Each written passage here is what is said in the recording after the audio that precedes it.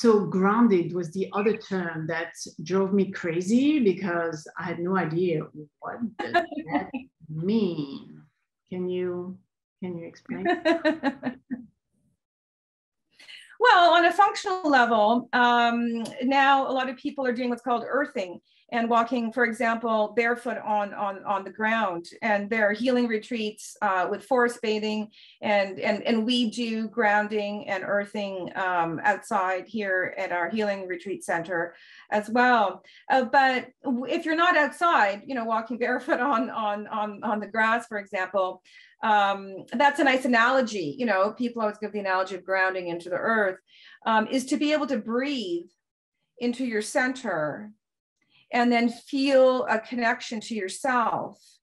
And then be aware. Where's your center? Sorry, I'm asking questions to help. That's okay. No, that's okay. So we have different centers. So for grounding, the center around the belly button, called the hara, is a place to ground your physical energy. So the hara in ancient Oriental medicine is the center of your physical being, and your forehead is the center of your spiritual consciousness, and your throat is the center of the unification of mind and body.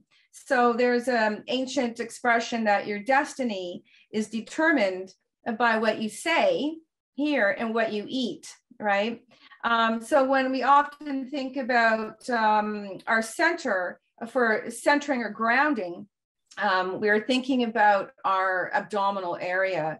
And there are many, many breathing exercises and techniques to bring life force into there. And then the energy from the hara goes directly into the legs and the feet. And you can see these energy meridians if you do things like moksha. There's different ways that you can see the flow of energy in the body. And the energy from the chest goes directly into the arms, as well as circulating throughout the body. So there are simple, for example, breathing techniques. That's why, you know, these days everyone's encouraged to breathe. So for example, in my capacity principle with the flashing red light indicators, one of the tools I recommend is to breathe. So when you feel you've, you know, reached your limit, when you recognize your flashing red light indicators, to just do deep breathing into your abdominal area, and that will be grounding and that will be centering. Okay, so I think a term that might be a little easier for everybody, you know, with not much of this type of background to understand is balanced.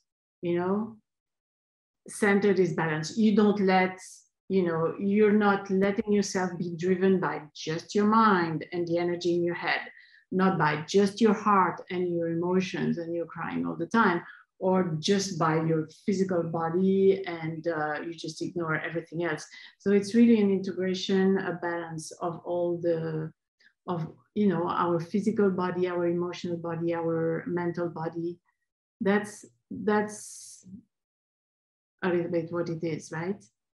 Would you say? Absolutely. And the word balance is another one of those words, you know, that has been around for a long time, and a lot of people don't really know what it means to them personally, you know. So when I work with clients, I meet clients where they're at and see what feels right for them as to how they want to define those terms, and then how they would like to bring in self-care tools to support them in that. So exactly as you're saying, everybody will have a different instinctual perception of these terms, and then we want to own them for ourselves and empower ourselves with tools that support that, so we ultimately own our power.